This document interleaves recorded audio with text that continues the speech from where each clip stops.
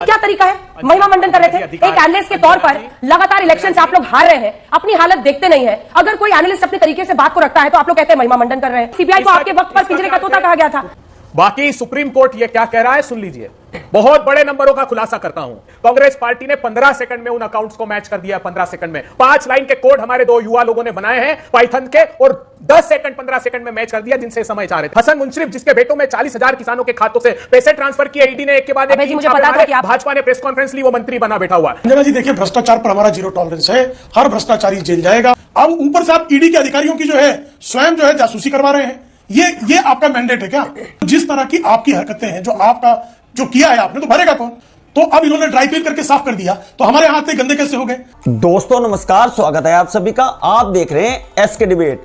28 मार्च तक अरविंद केजरीवाल ईडी की रिमांड में रहेंगे। इस बीच अरविंद केजरीवाल ने साफ कर दिया है कि वो अपने पद से इस्तीफा नहीं देंगे और जेल से ही सरकार को चलाएंगे। अरविंद केजरीवाल ने ईडी की हिरासत से 2 आदेश जारी भी कर दिए हैं। पंजाब के मुख्यमंत्री भगवंत मान दिल्ली में हैं।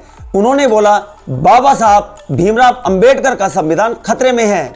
उन्होंने आगे कहा, आओ मेरे दोस्तों इकट्ठे हो जाओ, वरना ये देश को बर्बादी की तरफ लेके जा रहे हैं। विपक्ष मोदी सरकार पर ईडी, सीबीआई और तमाम जांच एजेंसियों के दुरुपयोग का आरोप लगातार लगाते रहता है, लेकिन बीजेपी ने अरविंद केजरीवाल के इस्तीफे की मांग करके उन पर दबाव बढ़ा दिया है।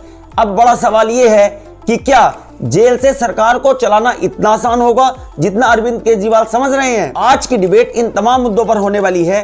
बीजेपी की तरफ से प्रेम शुक्ला जी हैं और अभय दुबे कांग्रेस पार्टी की तरफ से हैं। दोस्तों वीडियो शानदार होने वाली है। आपसे अनुरोध है वीडियो को अंत तक जरूर देखें। वीडियो पसंद आए तो लाइक करें, शेयर करें, कमेंट करें और मेरे चैनल को सब्सक्राइब करें। चलो दोस्तों मेन डिबेट स्टार्ट करते हैं। चलिए शुरू करते हैं। सवाल यह है कि एक्सपर्ट्स का मानना है, नंबर्स ये इशारा कर रहे हैं, भ्रष्टाचार को लेकर लोग ये मानते हैं, क्योंकि शायद डे टू डे फंक्शनिंग में लोगों को ऐसा दिखता है कि उनको सामना करना पड़ता है, लेकिन फिर भी आपके लगाए हुए आरोप स्टिकी नहीं करते।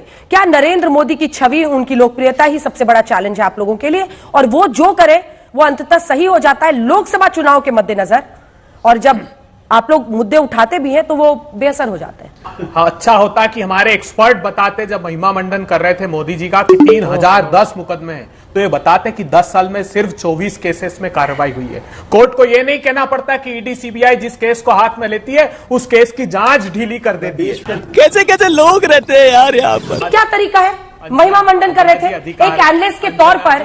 लगातार इलेक्शन से आप लोग हार रहे हैं, अपनी हालत देखते नहीं है। अगर कोई एनालिस्ट अपने तरीके से बात को रखता है तो आप लोग कहते हैं महिमा मंडन कर रहे हैं। आपकी लिखी हुई बात थोड़ी करेगा।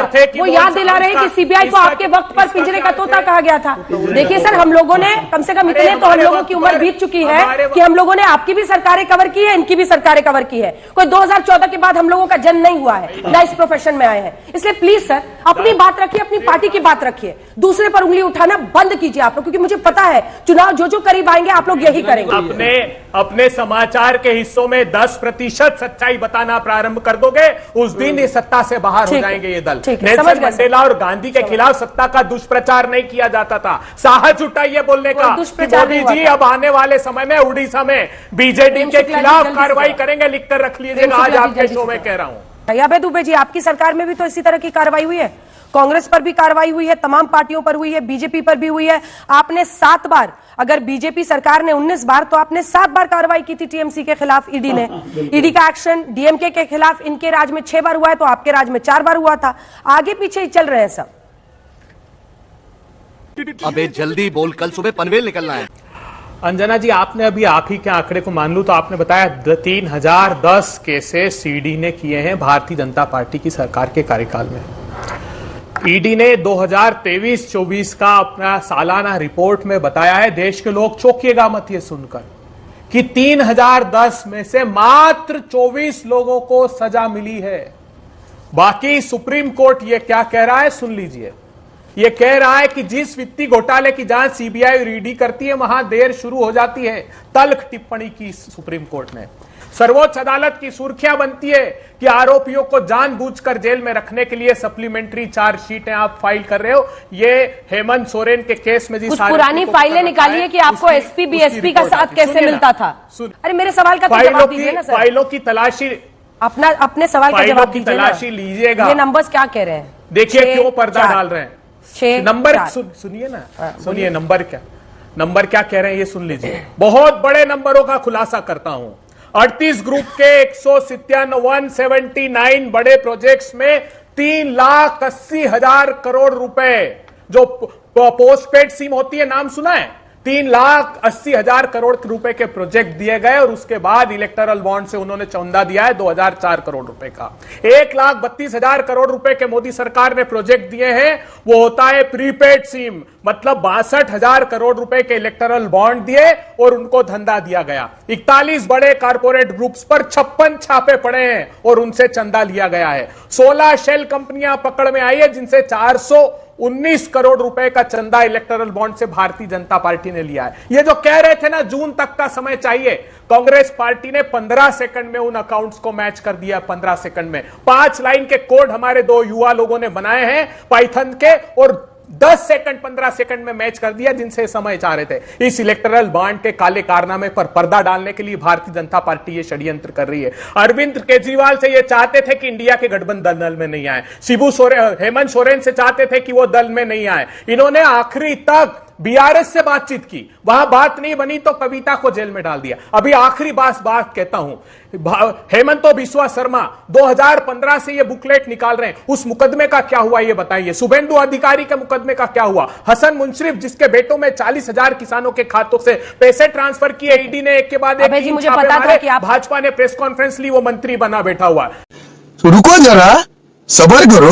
जी अंजना जी, देखिए भ्रष्टाचार पर हमारा जीरो टॉलरेंस है। हर भ्रष्टाचारी जेल जाएगा। आदरणीय प्रधानमंत्री जी ने स्पष्ट किया है। आप लोगों के राज में ये आरोप लग रहा है शुक्ला जी कि आप लोग बड़े प्रेम से एक एक करके जो बड़े विपक्षी नेता हैं, जिनको आप वाकई देखते हैं कि आपके लिए वो चैलेंज हो सकते हैं, चुनौती हो सकते हैं। अरविंद केजरीवाल की पार्टी कहती है कि अगर आप किसी से डरते हैं तो सिर्फ केजरीवाल से, इसीलिए आपने इन सबको सलाखों के पीछे कर दिया। और देखिए आप ही का आंकड़ा बता रहा है कि 2004 से 2014 में जब संयुक्त प्रगतिशील गठबंधन की कांग्रेस के नेतृत्व वाली सरकार थी, तब भी भारतीय जनता पार्टी के 3 और कांग्रेस के 5 नेताओं के विरुद्ध कार्रवाई हुई। इसका साफ संकेत है कि जिसमें ज्यादा भ्रष्टाचारी होंगे उसके खिलाफ ज्यादा कार्रवाई होगी। तब भी जो है डीएमके के लोगों के खिलाफ कार्रवाई हुई, तब भी बसपा के खिलाफ कार्रवाई हुई, तब भी टीएमसी के खिलाफ कार्रवाई हुई, जबकि टीएमसी भी जो है वो सपोर्ट में थी यूपीए के। आपको तब भी पता है डीएमके जो है इनका अलायंस पार्टनर था, तब भी बसपा ने बाहर से सपोर्ट किया हुआ था। तब क्यों कार्रवाई हुई? अगर प्रतिशोध के ही आधार पर कार्रवाई होती है तो अब भ्रष्टाचारियों के खिलाफ कार्रवाई क्यों न हो? श्रीमान अरविंद केजरीवाल के खिलाफ अगर प्रमाण साफ तौर पर दिखाई दे रहे हैं, हाईकोर्ट के समक्ष जब जो है मामला रखा गया, जब इंटरिम रिलीफ मांगने गए थे श्रीमान अरविंद केजरीवाल, तो जज ने कहा हाँ प्रमाण तो दिखाई दे रहा है। श्रीमान मनीष सिसोदिया के खिलाफ सुप्रीम कोर्ट का जज कहता है कि आप 338 करोड़ रुपए के मनी ट्रेल दिखाई दे रहे हैं। अब ऊपर से आप ईडी के अधिकारियों की जो है स्वयं जो है जासूसी करवा रहे हैं। ये आपका मैंडेट है क्या कि आप केंद्र के अधिकारियों की जो आपकी जांच कर रहे हो उनकी जासूसी कराने का मैंडेट जनता ने दिया हुआ है क्या? ठीक है। तो जिस तरह की आपकी हरकतें हैं, जो आपका जो किया है आपने, तो भरेगा कौन? क्या बात है सर, क्या बात है सर। अच्छा, एक सवाल है आपसे।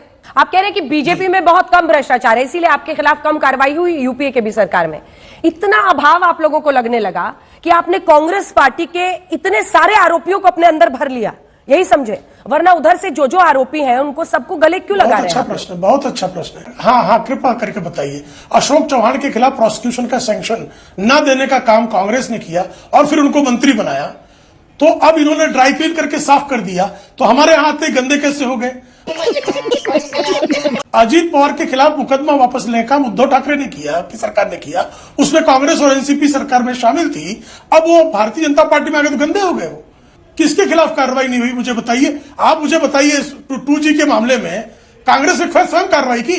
भारतीय जनता पार्टी के कार्यकर्ता नेता सुप्रीम कोर्ट में गए और सुप्रीम कोर्ट से आदेश लाया। कोल मामले में हमने कार्रवाई करवाई, सुप्रीम कोर्ट गए। यहां तक कि पहला सीमेंट घोटाला के खिलाफ भारतीय जनता पार्टी के कार्यकर्ता कोर्ट गए। इनके लिए कोर्ट के दरवाजे बंद है क्या? हमारे खिलाफ सबूत है तो क्यों कोर्ट नहीं चले जाते? क्यों आदेश लेकर नहीं आते? क्यों कार्रवाई नहीं करा देते? क्योंकि कोई सबूत है नहीं, कोई भ्रष्टाचार है नहीं, सिर्फ जो है इनके खोखले आरोप है। और हमने जो कार्रवाइयां कराई, अब श्रीमती सोनिया गांधी के खिलाफ कार्रवाई, भाई डॉक्टर सुब्रमण्यम स्वामी मजिस्ट्रेट कोर्ट से ऑर्डर लेकर आए। नेशनल हेराल्ड के मामले में गबन जो है सिद्ध किया, कोर्ट ने माना, प्राइमा फेसी एविडेंस है। स्वयं कांग्रेस ने मुकदमा लिया था क्या? मजा आया।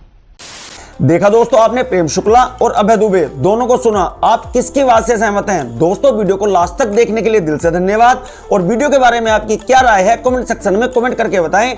और अगर वीडियो पसंद आई हो तो लाइक करें, शेयर करें, कमेंट करें और मेरे चैनल को सब्सक्राइब करें। चलो दोस्तों, मिलते हैं अगली वीडियो में। जय हिंद, वंदे मातरम, जय श्री राम।